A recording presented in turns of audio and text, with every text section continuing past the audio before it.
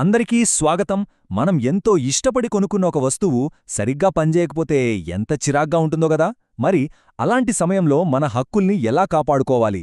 మన దేశంలో మనలాంటి వినియోగదారుల కోసం అసలు ఎలాంటి రక్షణ వ్యవస్థ ఉంది? ఈ రోజు మనం దాని గురించే చాలా వివరంగా తెలుసుకోబోతున్నాం.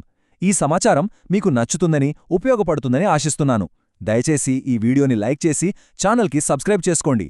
మీ మద్దతే మాకు ఇలాంటి మరిన్ని అంశాలను మీ ముందుకు తీసుకురావడానికి ఎంతో ప్రోత్సాహాన్నిస్తుంది. ఆలోచించండి, మనలో చాలామందికి ఏదో ఒక సందర్భంలో ఇలాంటి అనుభవం ఎదురయ్యే ఉంటుంది. పాడైపోయిన వస్తువు చేతికి రావడం, లేదా మనం డబ్బులు కట్టినా సరైన సేవ అందకపోవడం.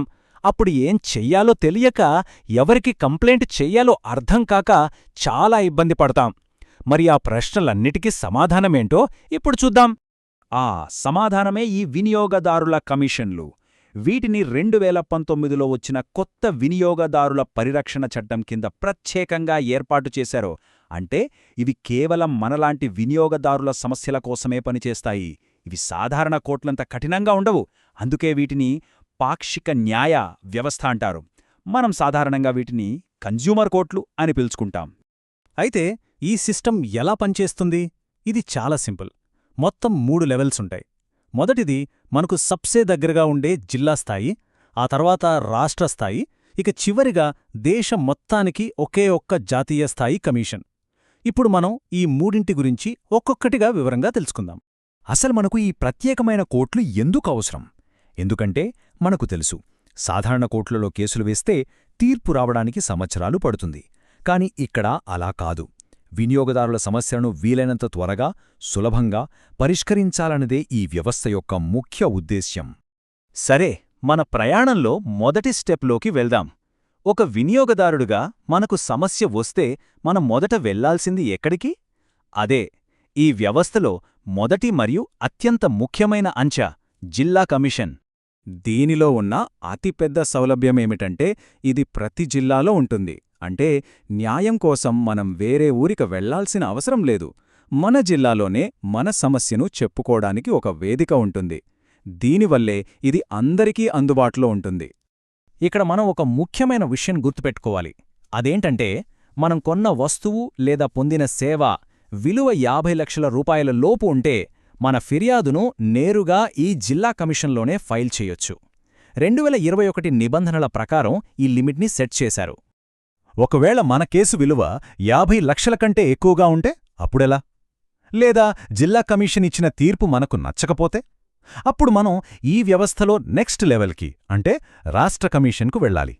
రాష్ట్ర కమిషన్ విషయానికొస్తే 50 లక్షల రూపాయల నుండి 2 కోట్ల రూపాయల మధ్య విలువున్న కేసులను ఇది నేరుగా స్వీకరిస్తుంది. కేవలం పెద్ద కేసులను విచారించడమే కాదు, రాష్ట్ర కమిషన్కు మరో ముఖ్యమైన బాధ్యత కూడా ఉంది. తన రాష్ట్ర పరిధిలోని అన్ని జిల్లా కమిషన్లు ఇచ్చిన తీర్పులతో ఎవరైనా అసంతృప్తిగా ఉంటే వాళ్లు ఇక్కడ అప్పీల్ చేసుకోవచ్చు. అంటే ఇదొక రకంగా జిల్లా కమిషన్లకు పైకోర్టులా పనిచేస్తుందన్నమాట. ఇప్పుడు మనం ఈ వినియోగదారుల న్యాయ వ్యవస్థలో టాప్ లెవెల్కి చేరుకున్నాం. అదే జాతీయ కమిషన్. దేశవ్యాప్తంగా వినియోగదారుల అతిపెద్ద వివాదాలను పరిష్కరించే అత్యున్నత సంస్థ ఇది. 2 కోట్ల రూపాయల కంటే ఎక్కువ విలువైన వస్తువులు లేదా సేవలకు సంబంధించిన ఫిర్యాదులేవైనా ఉంటే అవి నేరుగా జాతీయ కమిషన్కే వెళతాయి. అంటే చాలా పెద్ద మొత్తంలో ఉండే కేసులు ఇక్కడికి వస్తాయన్నమాట. జిల్లా కమిషన్ తీర్పుపై ఎలాగైతే రాష్ట్ర కమిషన్కు వెళ్తామో, అలాగే దేశంలోని ఏ రాష్ట్ర కమిషన్ ఇచ్చిన తీర్పుపైనైనా అప్పీల్ చేసుకోవాలంటే అది జాతీయ కమిషన్లోనే. ఇది ఈ 3 అంచెల వ్యవస్థలో చివరి అప్పీల్ కోర్ట్. సరే, ఇప్పటిదాకా మనం ఈ కమిషన్ల ఆర్థిక పరిధి గురించి మాట్లాడుకున్నాం. కాని వాటికి ఇంకా ఎలాంటి పవర్సుంటాయి? ఒక వినియోగదారునికి న్యాయం చేయడానికి అవింకా ఏం చేయగలవో ఇప్పుడు చూద్దాం. ఈ కమిషన్లకు కొన్ని చాలా ముఖ్యమైన అధికారాలున్నాయి. ఉదాహరణకు, అవి ఒకసారి తీర్పు ఇచ్చాక అందులో ఏమైనా తప్పులు దొర్లితే వాటిని అవే సమీక్షించుకొని సరిదిద్దుకోగలవు. అంతేకాదు, వినియోగదారులకు నష్టం కలిగించేలా ఏవైనా అన్యాయమైన కాంట్రాక్ట్ టర్మ్స్ ఉంటే వాటిని చెల్లవని ప్రకటించగలవు. అవసరమైతే కేసులను ఒక జిల్లా నుండి మరో జిల్లాకు బదిలీ చేసే అధికారం కూడా వీటికుంది. ఒకవేళ జాతీయ కమిషన్ ఇచ్చిన తీర్పుతో కూడా ఎవరైనా సంతృప్తి చెందకపోతే అప్పుడు వాళ్లకున్న చివరి అవకాశం ఏమిటి? న్యాయంలో ఫైనల్ వర్డ్ ఎవరిది? ఈ టేబుల్ చూస్తే మనకొక క్లారిటీ వస్తుంది. ఇది మనం ఇప్పటిదాకా మాట్లాడుకున్న దానికి ఒక సమ్మరీ.